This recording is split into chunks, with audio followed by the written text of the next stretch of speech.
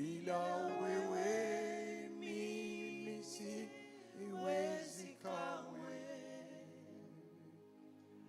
Udhaifu wa roho na mwili, imba rehema zako, rehema na fadhili zako zinifuate siku zote nitakazoishi hapa duniani.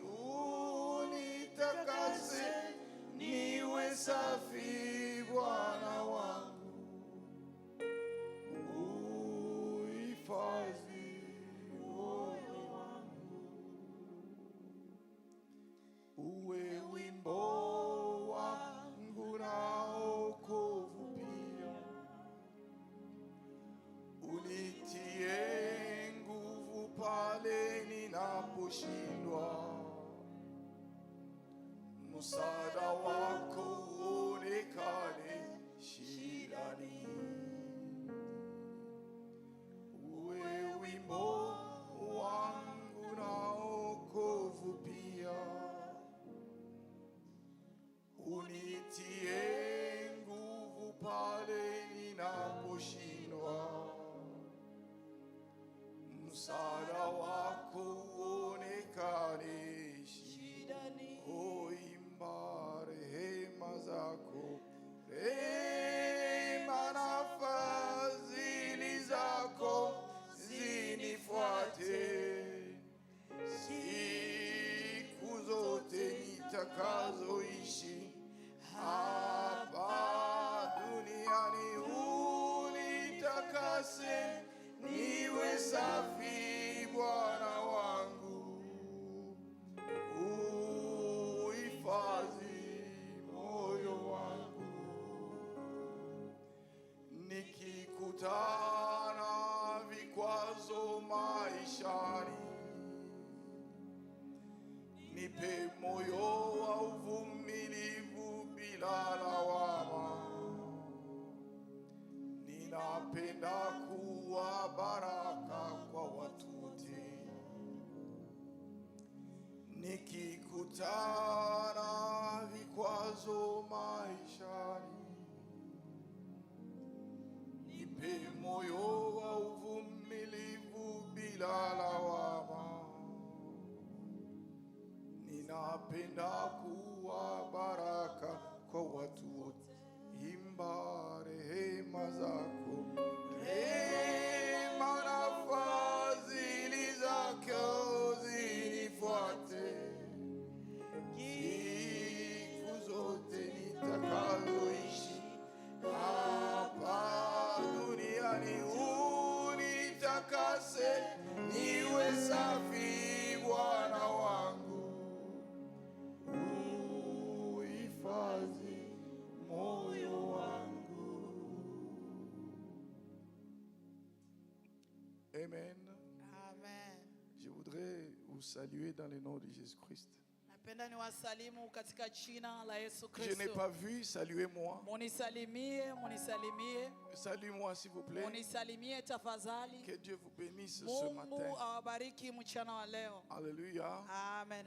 Nous bénissons le Seigneur ce matin Tunabariki Mungu usubuhi ya leo pour la grâce kwa neema qu'il nous a faite ambayo anatupatia d'être encore en vie. kukuwa na uhai.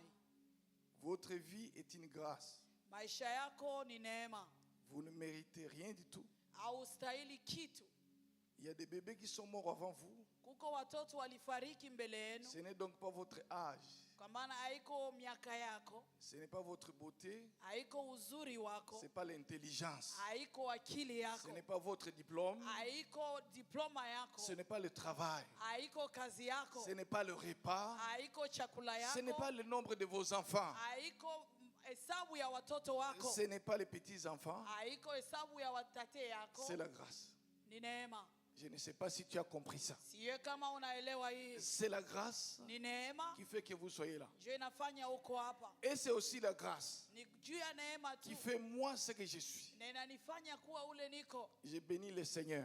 Minabariki Mungu. Alléluia. Amen. Ce matin, lorsque je suis approché à lire la parole de Dieu, Siku ya leo wakati nilipima kusoma neno la Mungu, je suis approché ici pour lire la parole de Dieu. nilikaribia hapa kusoma neno la Mungu. Je suis toujours en train de m'interroger. Ningaliki najiuliza. Alléluia. Amen. Dans cette église, Kwa hii kanisa, laissez-moi dire acha niwaambie, des choses dont je n'ai pas l'habitude de dire. sisemake vitu ambavyo siziwahi kusema, Mais je vais dire. lakini ndasema. Est-ce qu'il y a quelqu'un qui était ici l'année passée? Kuko mtu hapa alikuwa mwaka iliyopita.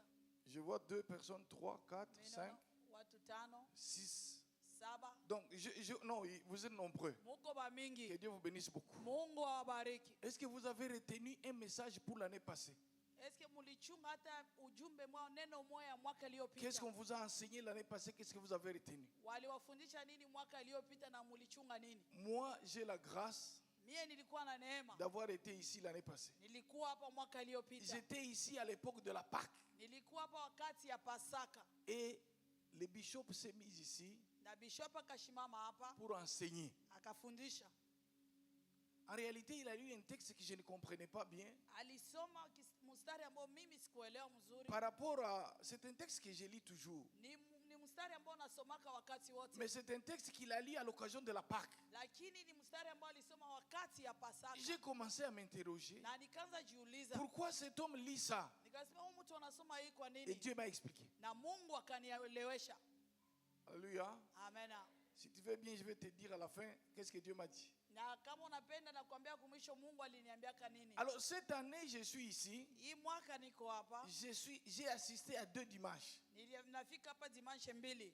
Alors pendant les 2 dimanches, Mwa hii dimanche mbili on a eu 2 messages puissants. tulikuwa na ujumbe mbili ya uwezo. Et le bishop a dit, Na bishop akasema, voici les livres dans lesquels nous allons naviguer au cours de ce mois. hii ni kitabu ambao tutasoma mwezi hii. Il parlait du livre de Galates. Akasema kitabu ya Wagalatia. Quelqu'un dit Amen. Amen. Alléluia. Amen. Et il a donné un sujet bien. Na akasema mstari kichwa maneno Il mzuri. dit devenir une nouvelle créature. Akasema kuwa kiumbe mpya. Le dimanche passé, Dimanche iliyopita une autre sœur à nous est passée ici. na dada yetu mwingine akashimama hapa. Il dit il faut devenir des sarments. Akasema tunapasha kuwa watumishi. Matawi. Matawi. Oui, il faut devenir des sarments. Kukuwa matawi. Le sarment n'a pas de vie propre, Na matawi haina maisha ya safi. sa propre vie. Haina maisha yake ya Le sarment kipekee. n'a pas sa vie, Matawi haina maisha yake peke c'est la yake. vie de la vigne. Ni maisha ya muti. C'est pour ça que Jésus disait, moi je suis la vigne, Ndio maana Yesu alisema mimi ni mzabibu mon père est le vigneron, na baba yangu ndiye mchunga mzabibu et vous, hiyo. vous êtes le sarment. Na nyinyi ni matawi. Quelqu'un comprend ça? Amen. Alors le message que le bishop avait donné l'année passée, Na message ambayo bishop alihubiri mwaka il iliyopita. avait lu un livre de Romains Akasoma mkitabu ya Waroma au chapitre 8. sura 8. Je ne peux pas oublier. Siwezi sababu Le verset 31 mstari wa à 31 38, il disait, akasema rien hakuna ne me séparera de l'amour de Christ. itanitenganisha na upendo ya Yesu Écoutez ce que Kristo. j'avais retenu. Sikia vitu Il dit, nilikamata. ni la mort, Akasema hata kifo, ni la vie, hata maisha, rien hakuna ne me séparera de l'amour de Christ. itanigawanya na upendo wa Mungu. Alléluia. Amen. Et Dieu a commencé à me dire, Na Mungu akaanza sema, ici, hapa les gens sont distraits. watu wanazubaa, Mais je leur parle ici. lakini kuna wasema nao. Je voudrais amener chacun dans sa destinée. Nilipenda nilete kila mtu katika destiny yake. Mais les gens ils assistent comme dans une pièce de théâtre. Watu wanaikala kama viko mko mchumba ya michezo. Frère, Ndugu, ma soeur, dada yangu, ici, hapa Dieu a envoyé un homme de Dieu. Mungu alituma mtumishi wake. Il a envoyé son serviteur Alituma mtumishi wake pour qu'il puisse vous aider juu awasaidie à entrer dans votre destinée. muingie katika hiyo Mungu aliyowaitia Ce mkuwe. matin, je vais dire, Mchana wa leo votre nasema, destinée est encore valable. napenda kusema maisha yenu ingaliki ya kufaa. Disons, elle est ouverte. kusema iko wazi. Ça signifie vous pouvez encore y entrer. Inamaanisha utaweza ingia katika Mais il mipango faut Mungu anayo revenir juu à yako. tout ce qu'on nous enseigne. Lakini tunapasha rudilia vitu yote La walitufundisha. chose la plus importante, Kitu ya maana devenir une nouvelle créature. kukuwa kiumbe mpya. Pourquoi Dieu peut demander aux gens Kwa nini Mungu atauliza wanadamu? qu'il a créé lui-même Aliumba peke à yake son image kwa rangi yake, de sura devenir yake, une nouvelle créature? kukuwa viumbe vipya. Alléluia. Amen. Avant que j'entre dans mon sujet, Mbele niende msingi ya maneno. je voudrais t'expliquer pourquoi. Napenda nikuelezee kwa nini. Alléluia. Amen. Nous allons demander à notre frère de nous lire un texte. Napenda ndugu yetu atusomee Genèse chapitre 3. Mwanzo sura 3. Il va lire les versets 16 à 19. Mstari wa 16 mpaka 19. Et puis il va revenir au verset 14. Kisha tarudia kwa mstari wa 14. Ça, c'est comprendre pourquoi Dieu demande aux gens de devenir une nouvelle créature. Hii ni ya kukuelesha kwa nini Mungu anaomba uwe kiumbe mpya. Yeah.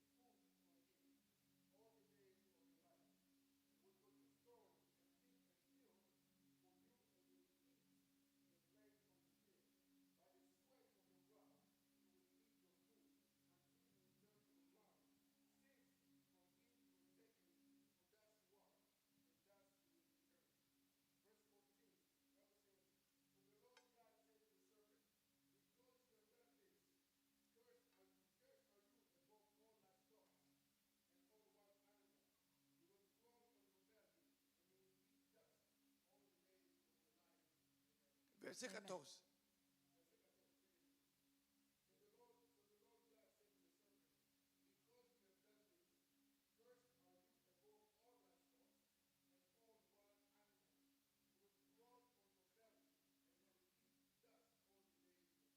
Amen.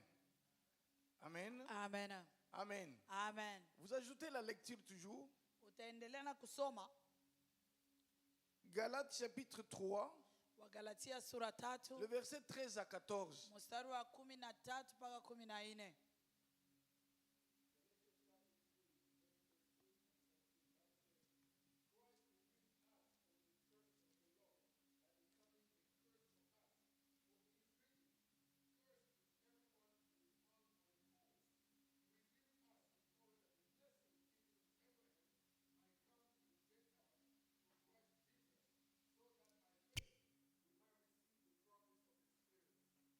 Amen. Amen. Alléluia. Amen. Alors, le premier texte Ile kitabu ya kwanza explique bien inakuonesha Dieu Mungu dans le jardin katika shamba en train de maudire. iko na laani.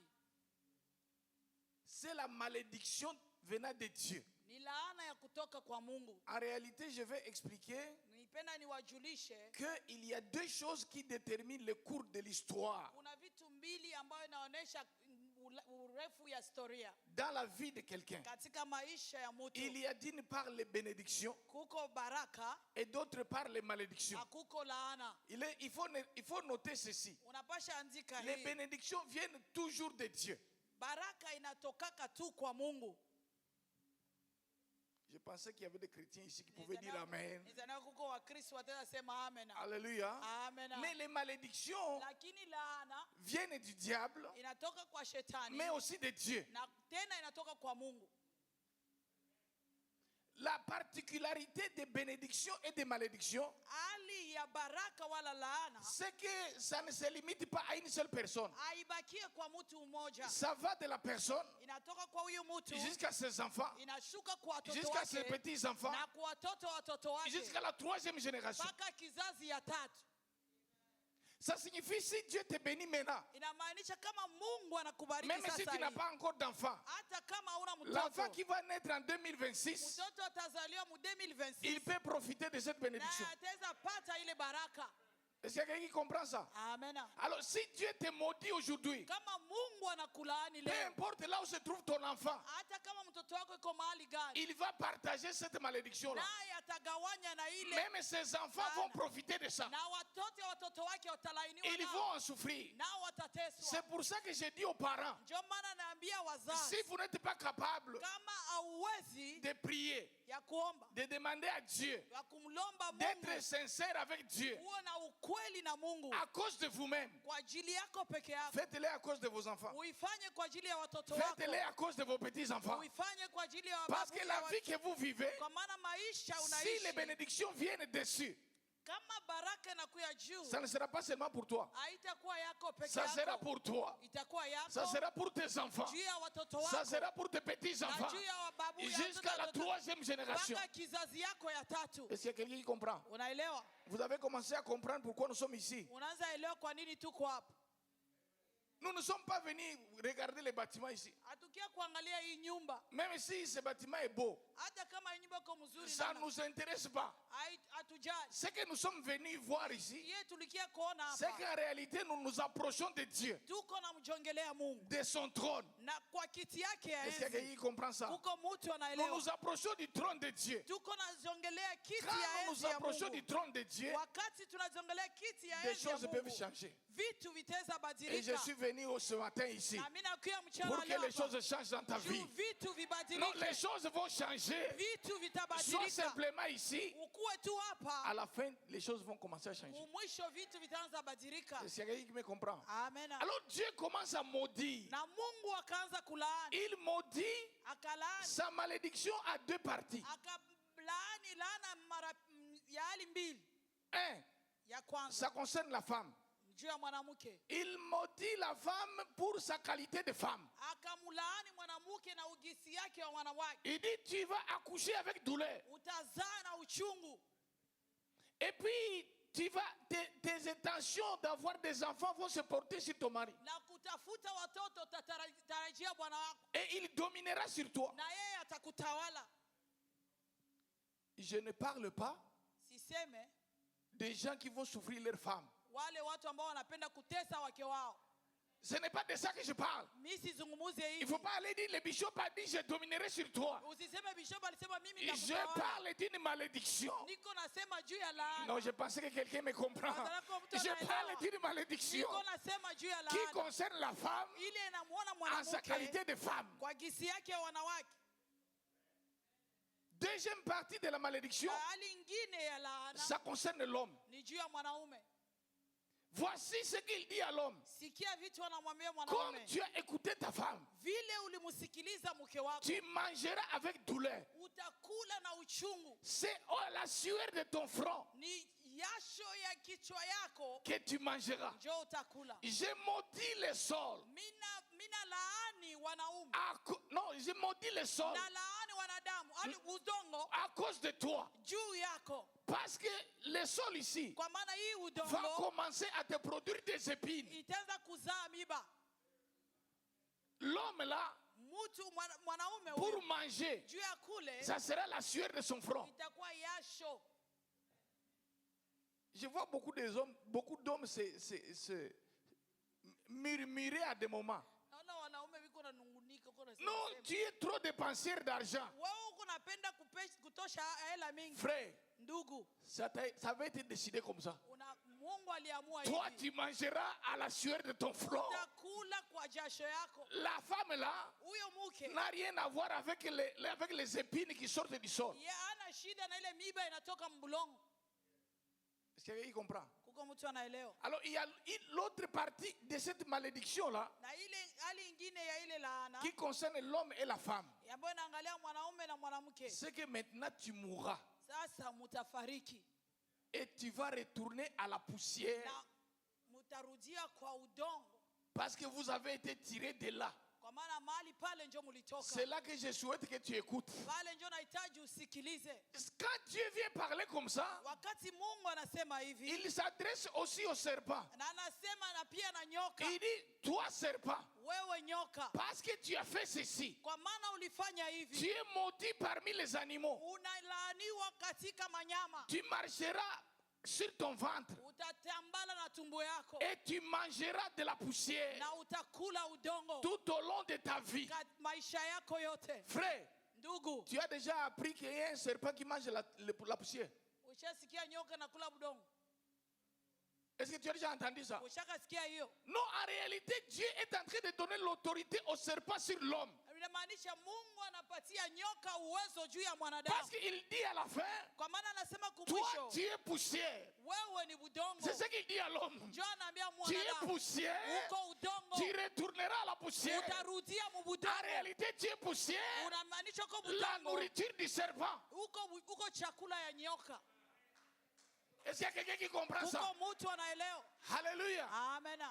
Si tu veux sortir de l'influence du serpent, Kama unatoka katika ule ujinga ya nyoka, si tu ne veux pas être la nourriture du serpent, kama upendi we chakula ya nyoka, il faut naître de nouveau. unapasha zaliwa mara ya pili. C'est pour ça que Jésus dit, Ndio maana Yesu alisema, Nicodème, malgré ta connaissance, hata kama una ujuzi wako, tu es docteur de la loi. uko mkubwa ya sheria, Ne t'étonne pas usishangae que moi j'ai dit, kama mimi il nasema faut naître de nouveau. unapasha zaliwa mara ya Et pili. l'apôtre Paul parle bien aux Galates. Na Apostle Paulo anasema mzuri mwa Il leur Galatia, dit, ce qui est important, anasema ya mafaa c'est de devenir une nouvelle créature. ni kukua kiumbe mpya. C'est ce qu'il dit dans le livre de Galates au chapitre 6 au verset 15. Il dit, Ndio anasema wa Galatia ce n'est 6:15. ni la circoncision Haiko kujua kukatiwa nguvu.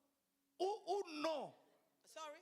Oui, Kutahiriwa. oui, ce n'est pas ça. Haiko kutahiriwa. Ce n'est pas ça qui a la valeur. Haina Ce qui a la valeur yenye ina nguvu wale na dans les maana affaires de Dieu ici, katika mambo ya ce n'est Mungu. pas chanter, Haiko kuimba, ce n'est pas danser, haiko ce kucheza, n'est pas prêcher, haiko kuhubiri, ce n'est pas prier. haiko kuomba. Ce qui est nécessaire, Yenye iko na ce maana, qui est important, yeko ya c'est maana de ni devenir kukua une nouvelle créature. kiumbe mpya.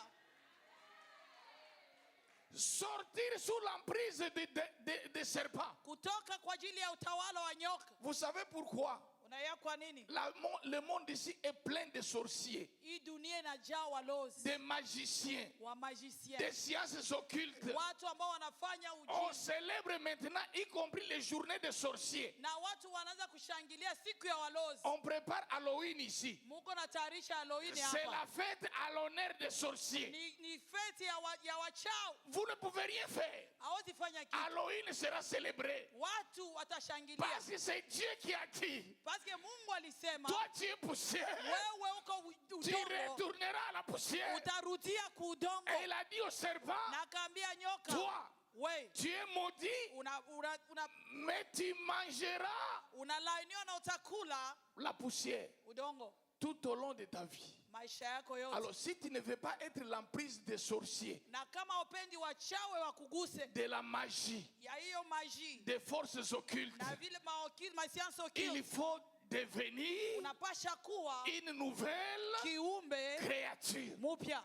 Il n'y a pas d'autre solution. Hakuna kitu Il n'y a ingine, pas de solution intermédiaire. hakuna kitu ingine ya katikati. David lui-même l'a vu. Na Daudi yeye peke akasema, Il dit au chapitre 103, akasema Mzaburi 103 oui, le verset 13 à 14. Est-ce que tu peux nous lire ce verset-là? mstari wa 13 14.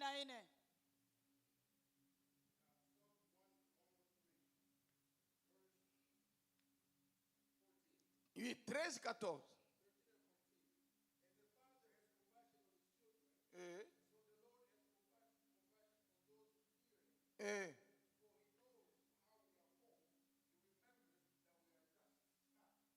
Amen. Est-ce que quelqu'un comprend ça? Kuko mtu anaelewa hii. Dieu a pitié de vous. Mungu anakusikilia Non, huruma. Dieu a pitié de moi. Mungu ananisikilia Non, je huruma. ne sais pas si tu peux dire à ton ami, Sio kama tazabia à rafiki ton yako. voisin, Dieu a pitié de toi. Ambia jirani yako Mungu anakusikilia Non, Dieu a huruma. pitié de nous. Mungu anatusikilia huruma. Malgré les diplômes, Hata una Dieu madiploma, a pitié de nous. Mungu anatusikilia Malgré huruma. le travail, Hata makazi, Dieu a pitié de nous. Mungu anatusikilia Malgré la huruma. famille que tu as, Hata jamaa Dieu a unayo, pitié de nous. Mungu anatusikilia Il se huruma. souvient. Anakumbuka, Il se souvient anakumbuka que nous sommes kama tuko poussière. udongo, Et il avait donné l'ordre au serpent na akamwambia de nyoka manger la poussière. ukula udongo. Voici pourquoi Dieu a compassion de nous. Angalia, ndio maana Mungu iko na huruma nasi, Il se souvient anakumbuka que nous sommes poussière. tuko udongo. Voilà pourquoi j'ai béni Dieu Ndio maana nambariki Mungu pour le bishop qui dirige cette église. juu ya bishop ambaye anaongoza Si kanisa j'avais été à hili. ta place, j'aurais pu acclamer pour lui. Kama niko hapa Non, ningemupigia je n'ai pas mikono. entendu. Est-ce que tu peux Siku za acclamer piga bien? mikono yako. Est-ce que toi tu peux acclamer bien? Est-ce que utaweza piga mikono vile inafaa? Non, je n'ai pas encore entendu Sikia que kitu, les gens qui acclament bien. piga mikono vile inafaa. Il n'y a pas d'enseignement qui dépasse cet enseignement. Hakuna mafundisho ambayo yanapita mafundisho hii. Sortir de l'emprise du serpent. Kutoka juu ya utawala wa shetani. Maintenant, comment nos familles... Pourquoi est-ce que, même dans les pays... Moi, je pensais que les pays civilisés comme les États-Unis, Nilikuwa nazania mainchi ambayo inaendelea kama vile Marekani. ils ne sont plus sous l'emprise du serpent. Wao hawiko chini ya utawala wa shetani. Surpris, frère. Lakini nashangaa Dans des ndugu. magasins, on affiche. Na tunaona magazeti Même dans les restaurants, on affiche. na mu restaurant wanatia. On dit Halloween candle. Ate Halloween candle. Même les bonbons, frère. Ata On donne les bonbons consacrés aux sorciers. wanakupatia mabombo yenyewe na tawala wachawi. Tu vas faire quoi? Utafani. Tu vas changer ça.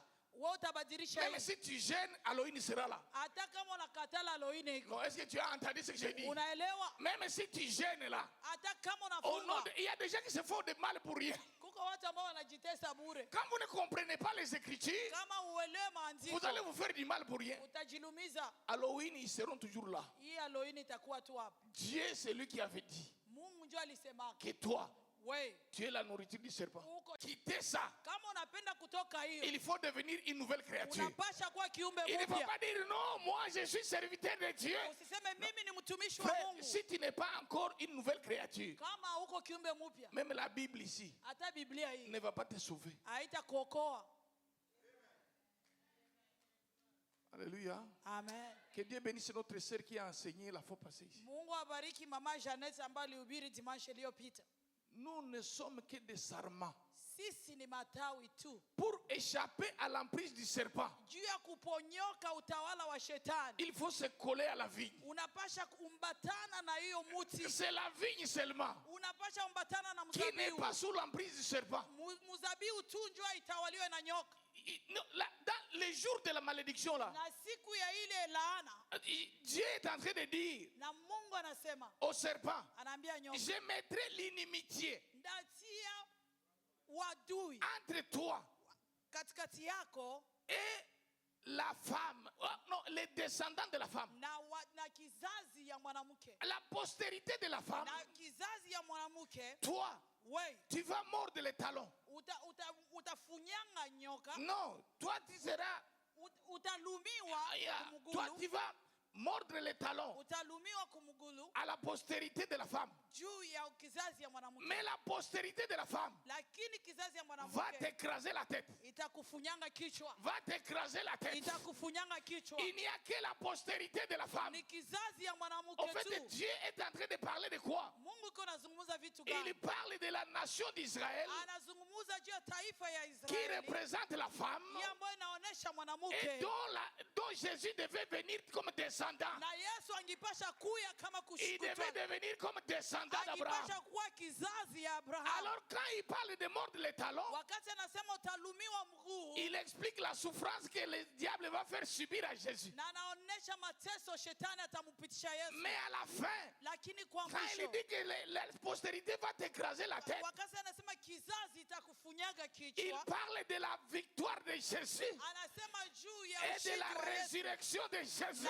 na ufufuko wa Malgré Yesu la Kristo. mort, Jésus va ressusciter. Hata kifo Yesu Quand il va atafufuka. ressusciter, il va prendre la direction de toutes les choses. Wakati atafufuka atatwala utawala kwa kila kitu. Il va nous racheter Atatuokoa. de la malédiction de la loi. Écoute la Bible. Atatutosha kwa utawala ya laana. Christ est mort Yesu Kristo pour nous alikufa racheter juu atuuze de la malédiction de la loi. kwa ile laana ya sheria. En réalité, il ne nous rachète pas Ya kweli ya kutuuza, de la malédiction du jardin. akututosha kwa ile laana ya shamba. Est-ce que quelqu'un a compris ça? Kuko mtu anasikia? La malédiction de la loi, Ile laana ya sheria c'est la malédiction qui est dans le livre de Deutéronome. ni ile laana iko katika kitabu ya Kumbukumbu la Torati, Chapitre 28, mstari wa 28, les versets 16 à 68. iko mstari wa 16 mpaka 68. Là, c'est la liste des malédictions. Hiyo ni liste ya laana. Toutes ces malédictions-là Hiyo laana zote, sont appelées malédictions de la loi. hiyo yote ni laana ya sheria. Si votre oncle vous a maudit, Kama myomba wako alikulaani, c'est la malédiction de la loi. hiyo ni laana ya sheria. Ce que votre tante est en train de faire, Hiyo mshangazi yako iko nafanya, c'est la malédiction de la loi. hiyo ni laana ya sheria. Cette malédiction-là, Na hiyo laana pour ça, juu yake, quand Jésus est mort, wakati Yesu il nous alikufa a rachetés. akatuokoa, C'est pour ça qu'il est monté sur une croix en bois. ndio maana alitundikwa kwa msalaba ya mbao, Oui, parce que le bois kwa maana mbao est très important iko ya maana dans l'histoire de la mort de Jésus. katika historia ya kifo Il ya Yesu. avait été dit Ilisemewa que maudit tout celui qui est pendu au bois.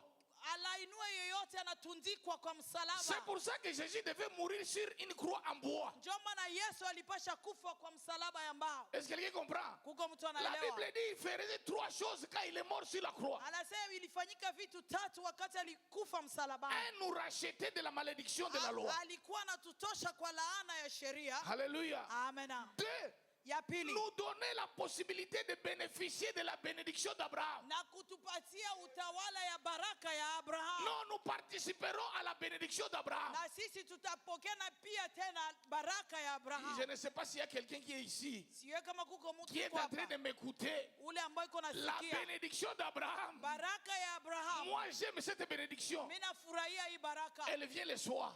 Inakia usiku, Quand les gens ont fini de te critiquer, wakati watu wanamaliza kusema, la bénédiction d'Abraham arrive. baraka ya Abrahamu inakuya. Je ne sais pas ce qui s'est passé dans la vie d'Abraham. Sijui kitu gani ilifanyika maisha ya Abrahamu. Il expliquait aux gens, Alikuwa anaambia watu, vous savez, unajua je serai le père d'une nation. mimi ndakuwa baba wa taifa. Alors les gens le regardent. Na watu Ils wanamwangalia, demandent, est-ce qu'il a déjà un enfant? asiwe ndugu aisha Il dit zala, non, il n'a pas d'enfant. asa hayazala, Mais il dit lakini qu'il anasema sera le père d'une nation. atakuwa baba wa taifa. Ça doit être un sorcier. Huyu ndugu ni À mlozi. son âge, il n'a pas d'enfant. Huyu kwa hii miaka yake Et hana sa mtoto. femme ne s'est plus accouchée. Na bibi yake haizi Et zaa il est en train tena. de dire il sera père d'une nation. Yeye anasema atakuwa baba wa taifa. Frère, Ndugu, avec la bénédiction d'Abraham, na baraka ya Abrahamu on ne se décourage pas. hawezi kuvunjika moyo. C'est pour ça que j'ai dit, ta destinée est encore valable. Ndio maana mimi nasema maisha yako ingaliki ya mafaa, Elle est encore ouverte. ingaliki wazi. Même si tu as 50 ans, Hata kama unakuwa na la 50, bénédiction de Dieu baraka ya est Mungu encore ouverte. ingaliki Tu wazi. peux entrer dans ta destinée. Utaweza ingia katika mipango ya Mungu ya maisha yako. La bénédiction d'Abraham, Baraka ya Abraham il avait été dit à son sujet, walisema juu yake il sera le père d'une nation. atakuwa baba wa taifa, Les gens ont regardé. na watu wakamwangalia, Il a quitté chez lui. anatoka kwake Il est allé. na naenda. Alors, je ne sais pas ce qui s'était passé quand il partait. Sijui kama vitu gani vivitika wakati alikuwa naenda. Comme je pars ici, Hivi niko nasema c'est Dieu qui m'a dit, na Mungu ndio akasema, il me fera le père d'une nation. ni Mungu On dit ndio non, alisema. il est dépassé. Huyu papa huyu Non, sa situation n'est pas normale. Huyu ndugu Il va ashachanganyikiwa. où? Iko nenda. Il dit, Dieu m'a dit d'aller seulement. Na Mungu ananiambia niende Non, tu. d'aller seulement. Niende. C'est où, je ne sais pas. Niende wapi Mais ce sijui. que je sais, Ile ambayo c'est que najua je serai le père d'une nation. ndakuwa baba wa taifa. Non, je ne sais pas si tu comprends. Sio kama unaelewa. Là où tu es, Mahali huko tu ne connais pas. haujui. Mais ce qui est sûr, Yeye iko ya c'est qu'il y a uhakika. une destinée. Kuko njia. Il y a une destinée Kuko njia. dans laquelle tu vas entrer. Ambayo utaingia. Ton âge n'est pas un problème. Miaka yako haiko shida. Est-ce qu'il y a quelqu'un qui me comprend? Kuko mtu Ton anaelewa. niveau d'études, ce n'est pas un problème. Elimu yako haiko shida. Non, ce n'est pas ça. Haiko hiyo. Ce qui est important, Ya mafaa c'est la destinée. ni vile Mungu anakupangia. Elle est là. iko. Et Dieu explique à Jérémie. Na Mungu anamwelezea Dans Yeremia. Jérémie chapitre 29 au verset 11, il dit, Yeremia 28 mstari wa moi 11 je anasema, connais. mimi najua, Moi je connais. mimi najua, Je connais les projets ninajua mipango que j'ai fait sur toi. yenye nilifaa juu yako. Moi je connais. Mimi Tes najua. parents peuvent oublier. Wazazi wako wateza Ils peuvent ne sababu, pas le savoir. hawezi kuelewa. Mais moi Dieu je connais. Lakini mimi Mungu Non, najua. je parle à quelqu'un Niko naambia pour mtu lequel Dieu connaît. huyu ambao Mungu Alors anajua. si les gens te découragent, Kama watu il faut wanakuvunja dire il y moyo, a quelqu'un unasema kuko qui connaît mtu les projets de ma vie. ule anajua mipango ya Ce maisha n'est pas yangu. toi. Haiko Toi wewe. tu peux me mépriser Wewe maintenant uteza nizarau parce que tu ne connais kwa pas maana ujue la destinée. hiyo Tu ne mipango. connais pas les projets. Haujue Moi mipango. je ne suis pas n'importe qui. Mimi siko mtu wa Sur yeyote moi il y hiyo. a un projet. Kwangu kuna mipango. Non, sur moi il y a un projet. Juu yangu kuna Je suis mipango. venu en Amérique Nilikuwa Marekani avec un projet. na mipango. Vous savez quoi? Unajua Les gens qui travaillent dans les ONG, watu ambao wiko maoneje ils ont un problème. biko na shida. Quand il a un projet, Ba biko ma non profit. ce projet ici, Wana biko na projet c'est hapo. 3 millions Ni 3 millions. qu'on peut gagner dedans. Hiyo ndio tutakuwa nayo. Mais c'est encore des papiers. Mimi ni mapapier.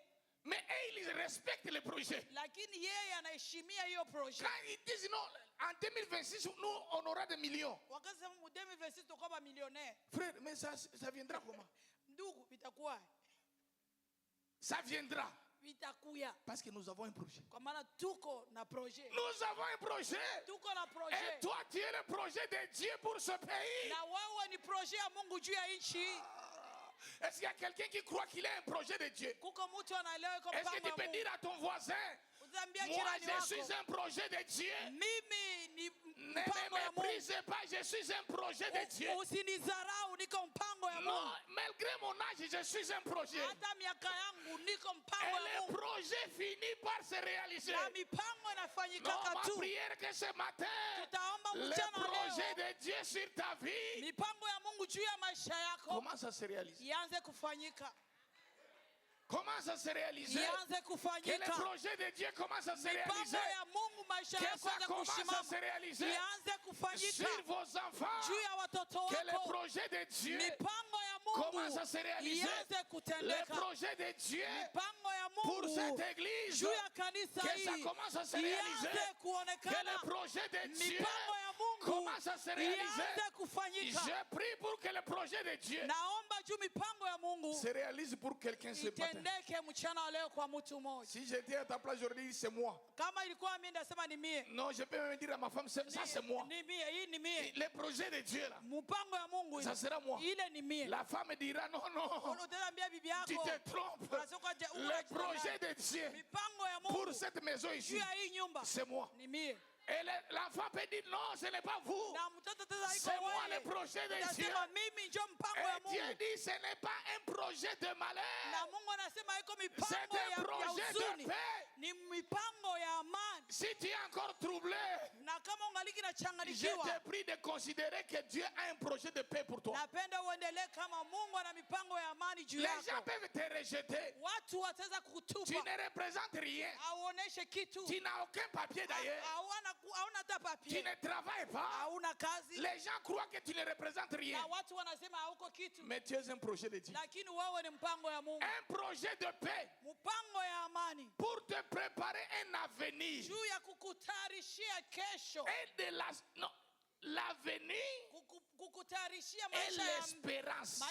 mbele na tumaini. Est-ce que quelqu'un peut avoir l'espérance ce matin? Mtu ataweza kuwa na tumaini Est-ce mchana wa que tu es leo. venu abattu? Utaweza ukiwa ulipigiwa ulikuwa Prends kuvunjika moyo. l'espérance. Twala tumaini. Prends l'espérance ce matin. Pokea tumaini Tu es mchana un leo. projet de Dieu. Uko mpango ya Mungu. Prends l'espérance. Ukamate matumaini. Alléluia. Amena. Je vais terminer ce message Mimi napenda nimalize avec le texte que j'avais préparé. hiyo mstari ambao nilikuwa nayo. J'ai envoyé tous les textes au pasteur Robert ici. Nilitumia ndugu Robert vitabu Je yote ne sais pas si kwa c'était la nuit. Je dis, regardez le texte. Nikamwambia angalia hii En mstari. attendant demain.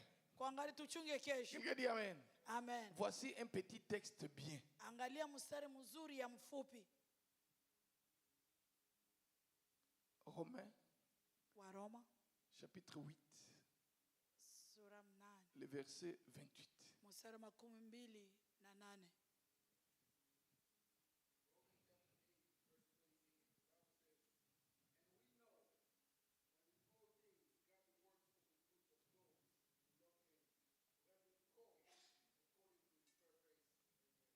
Amen. Alléluia. Amen. Alléluia. Amen. C'est là que j'ai tiré le texte, disons le thème de cet enseignement. Njoo pale kwenye itwala msingi wa neno ya kichwa ya maneno ya mchana wa leo. Il dit, moi, je sais. Mimi najua. Vous savez, le plus grand problème des chrétiens, Unayo shida ya waaminifu. c'est que beaucoup sont dans l'ignorance. Wengine wanakuwa wanakosa kujua. Est-ce que quelqu'un comprend? Kuko mtu anaelewa. Et la Bible dit, Na Biblia inasema mon peuple périt, taifa yangu napotea faute kukosa de connaissance. kuelewa wala ujuzi. L'apôtre Paul, lui, est au courant. Na mtume Paulo Il yeye dit, anajua. du reste, moi, je sais. Anasema mimi najua. Je sais Najua. que toutes les choses concourent. Kila kitu inatembea. Toutes les choses concourent. Kila kitu inatembea. Toutes les choses concourent, Kila kitu inatembea. y compris ton problème. Hata shida yako Ça concourt. nawe inatembea. Non, je ne sais pas si tu comprends. Sio kama unaelewa. Malgré l'humiliation, Hata kushushwa ça concourt. nao inatembea. Malgré la souffrance, Hata mateso ça concourt. nao inatembea. Malgré la maladie, Hata magonjwa ça concourt. inatembea. Nous savons du reste Na tunajua ile que yote toutes les nabakia. choses concourent Kila kitu au inatembea bien de ceux qui kwa aiment Dieu, wema ya wale wanampenda Mungu. au bien de ceux qui aiment Dieu, Wema ya wale ceux wanampenda qui ont Mungu. été choisis Wale ambao walioteuliwa selon son dessein. juu ya mipango Est-ce yake. qu'il y a quelqu'un qui aime Dieu ici? Kuko mtu mwanampenda Mungu hapa. Non, est-ce qu'il y a quelqu'un qui aime Dieu? Kuko mtu anampenda Non, Mungu. quelqu'un aime-t-il Dieu ici? Kuko mtu anampenda Mungu hapa. J'ai vu 4 personnes. Ni watu ine. Oui, oui, 4, 5, 6. Je peux compter. Moi, je suis un enseignant. Je peux compter. Mimi niko mwalimu ndio Les gens qui aiment Dieu. watu ambao wanampenda Mungu. Frère, aimer Dieu, c'est quoi? Kumpenda Mungu ni nini?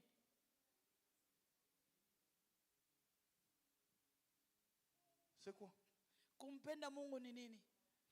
On est ici, non? Tuko hapa. On a fini de louer. On a chanté bien. C'était bien. C'était bien. Tuliomba tukacheze ilikuwa bien. Ce n'est pas ça, aimer Dieu. Hiyo hayakuwa kumpenda Mungu. La Bible dit, Biblia inasema aimer Dieu, c'est garder ses commandements. kumpenda Mungu ni kuchunga amri zake. Est-ce qu'il y a quelqu'un qui comprend? Kuko mtu anaelewa? Aimer Dieu, Kumpenda Mungu c'est garder ses commandements. ni kuchunga amri zake. Si tu gardes les commandements de Dieu, Ukichunga amri za Mungu. c'est ce que Jean est en train de dire. Njoo ile Yohana anasema Au chapitre 14, sura 14 au verset 15, mstari wa il dit 15. aimer Dieu, Mpende Mungu c'est garder ses commandements. ni kuchunga amri zake. Nous devons travailler pour garder les commandements de Dieu. Tunapasha tumika kuchunga amri za Mungu. Alors les gens ont changé le système de travail pour Dieu. Na watu wanabadilisha namna gisi ya kumtumikia Mungu. Non, papa, ces enseignements-là, il faut laisser ça. Papa, ile mahubiri ni ya zamani. Parce que parler de... Non, nous sommes sous la grâce. Shie tuko watu ya neema. Nous n'avons plus de problème de loi. Hatuna ile mabitu ya sheria. Frère, Ndugu, il y a un critère pour aimer Dieu. kuna gisi ya kumpenda Mungu. Qu'est-ce qui est écrit là-bas? Jean 14, 15. Yohana 14:15. Hein? Amen. If, non, j'aime ça. Donc, if, c'est si. Iko conditionnel. C'est Kama la condition. ni conditionnel Même manake si le bishop vous aime, hata kama bishop même si anakupenda. c'est votre père, Kama ni hata kama ni baba yako. même si c'est lui qui vous aime beaucoup, Hata kama nakupendaka sana. il n'y a pas d'autre solution. L'aimer ne va pas permettre que tu aimes Dieu. Na kumpenda bishop haita kutuma upende Mungu. Ce n'est pas parce qu'il vous aime Haiko juu bishop anakupenda que vous aimez Dieu. njoo unampenda Mungu. Papa, tous les gens qui viennent autour de vous n'aiment pas Dieu. Wale watu wanakia pembeni yako hampendi Mungu bishop. Ceux qui aiment Dieu Wale wanampenda Mungu gardent les commandements. wanachunga amri za Mungu. C'est lui qui m'aime Mwenye ananipenda gardera mes commandements. atachunga amri zangu. C'est le critère. Hiyo njoo namna. Et la Bible dit, Na Biblia inasema toutes les choses concourent na kila kitu inatembea au bien kwa mema de tous les chrétiens. ya wale ya waaminifu wote. Frère, des gens de New Season, c'est ça. Ni watu wa new season.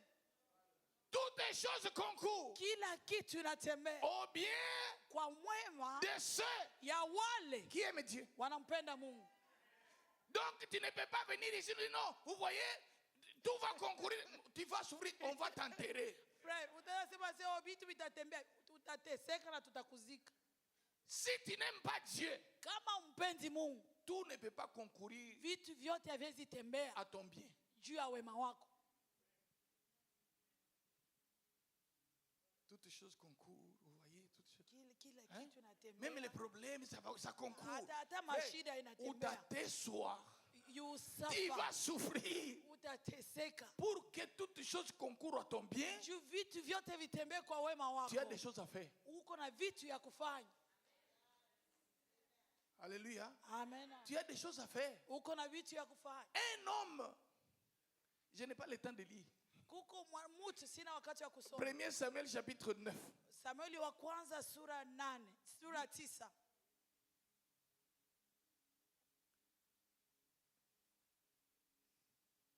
Le verset 5 à 8. Mstari wa 5 mpaka 8. Et puis 20 à 21. 22:21. Et puis 1 Samuel chapitre 10 jusqu'au verset 16. Ça, on ne va pas lire. Samueli wa 10. Lisez simplement chapitre 9, le verset 5 à 8 et 20 à 21. Amen.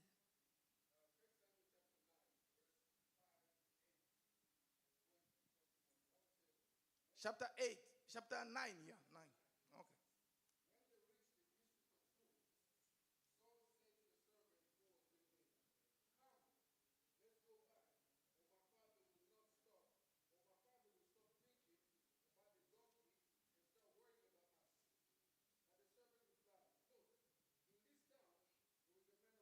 Yeah. Yeah. Yes.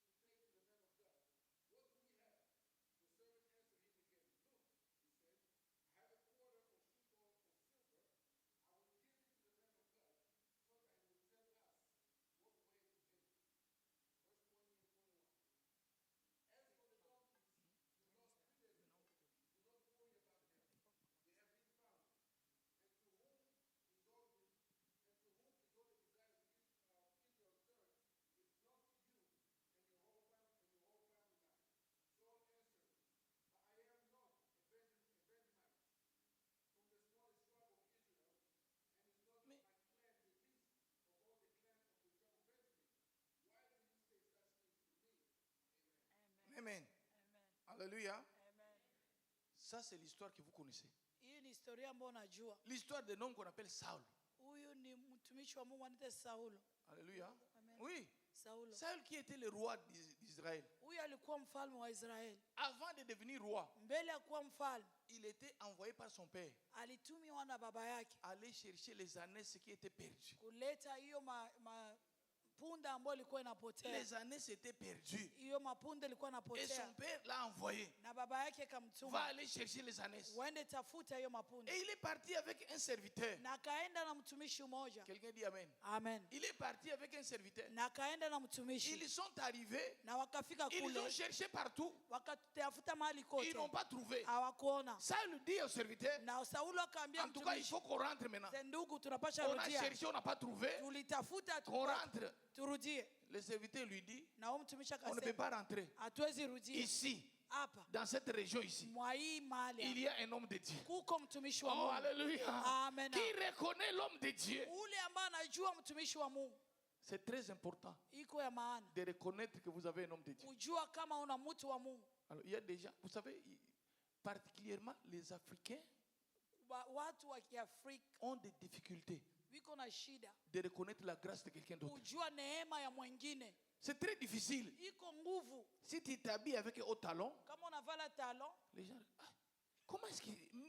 Le culte de dimanche, aye, comment il est venu comme ça? anakuya Elle devait être prostituée, celle-ci. huyu alipasha kuwa Frère, kumbaranga.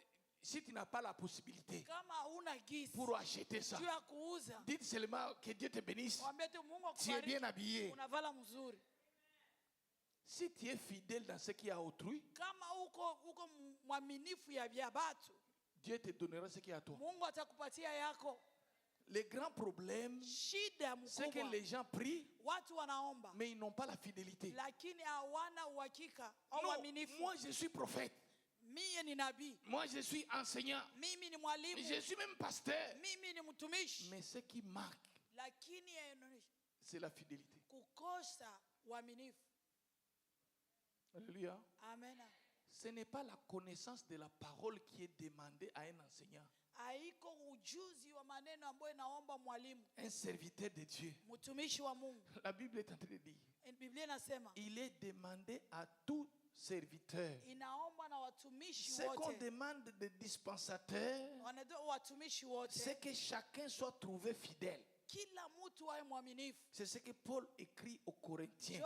Paul anaandikia Wakorinto, Dans 1 Corinthiens chapitre 4, Wakorinto wa kwanza sura 4 le verset 2. mstari wa pili. Si tu veux servir Dieu, Kama unapenda kumtumikia commence Mungu, par être fidèle. ukuwe mwaminifu. Même si ce n'est pas... Non, non, moi j'ai mon ministère. Frère, garde, reste tranquille. Sois fidèle d'abord là où tu es.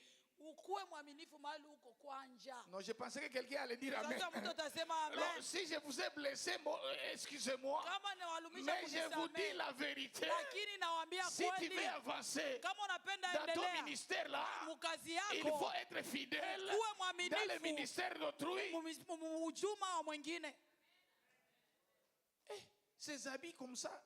Et puis, elle a acheté combien? C'est combien d'argent qu'elle gagne pour acheter ça, frère? Oui. Tu n'as pas d'argent. Il faut féliciter cette personne. Tu es bien habillé. Merci beaucoup, vraiment. Nous sommes bénis. Unaanza nungunika juu ya mavazi ya Mungu, hauna hela. Les gens Shangilia n'ont pas la mwenzako. fidélité. Watu hawiko waaminifu.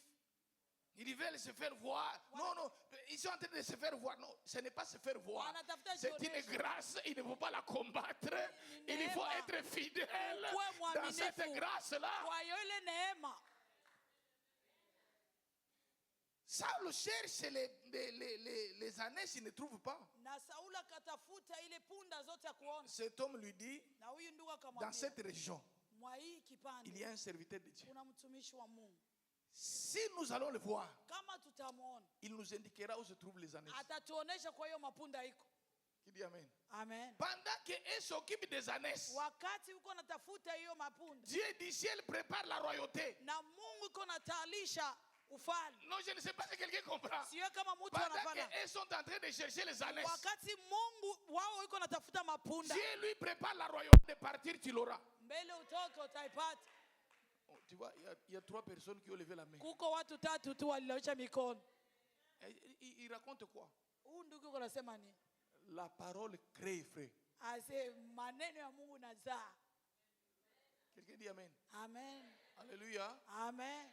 Alléluia. Amen. Alléluia. Amen. Ils sont partis. Wakaenda. Je n'ai pas le temps pour entrer dans tout ce qui s'est passé. Sina wakati ya kusema vitu vyote. Ils arrivent, ils rencontrent Samuel. Na wakakutana na Samueli. Il dit, nous sommes en train de chercher les années.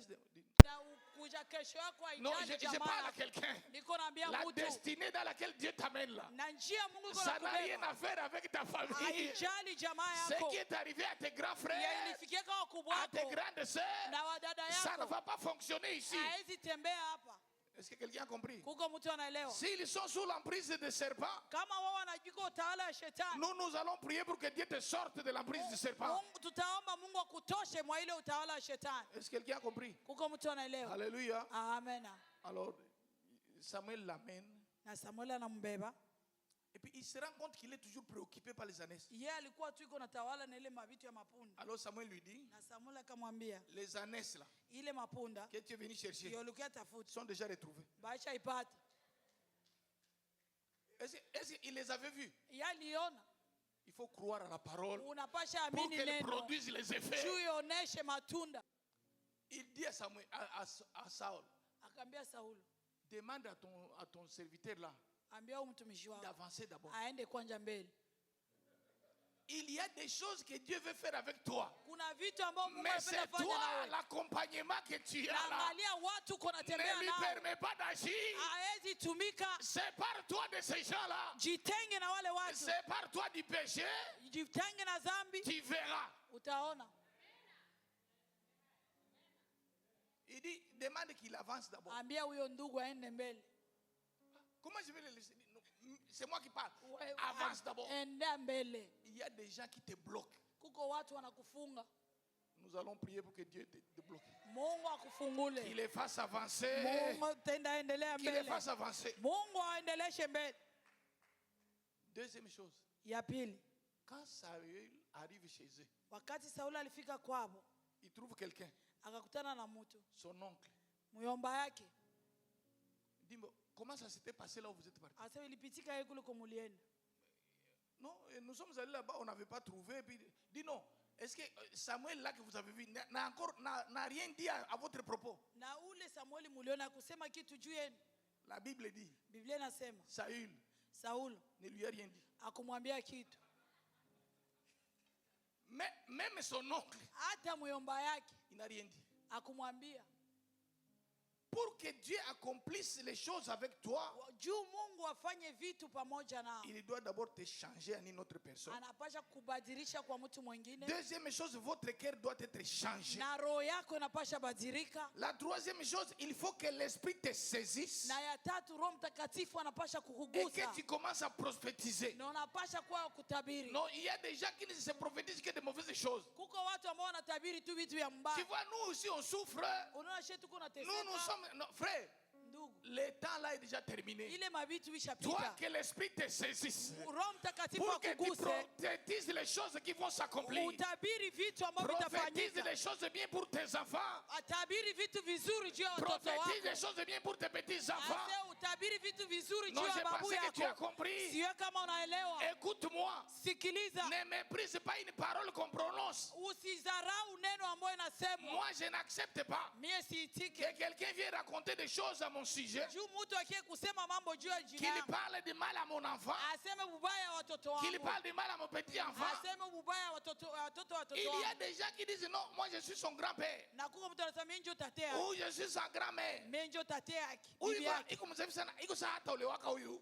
This child will never get married. Non, parce que tel que je vois là, The way I'm non, je pense qu'il n'aura pas de mari. vile mimi naona mimi naona atakuwa na Ces mwanaume. paroles-là, Ile maneno. il faut les récupérer. Faut kamata ile Vous maneno. les faites tomber, Uitupe vous les rejetez. na Au uikatae. nom de Kwa Jésus-Christ, jina la Yesu. ces choses n'arriveront pas. Ile vitu Cet havitafanyika. enfant prospérera. Ule mtoto Il ataendelea ira de mbele. l'avant. Ataenda Il va mbele. prospérer. Ataenda Il mbele. sera ma bénédiction. Atakuwa baraka C'est yangu. celui-ci qui me bénira. Na huyu ndio Tous ceux qui atanibariki. seront à côté de lui seront bénis. Na watu watatoka kwake watabarikiwa. Que l'esprit te saisisse Na roho akuguse. et que tu commences à prophétiser. Na waze kutabiri. Que Dieu vous bénisse. Mungu awabariki.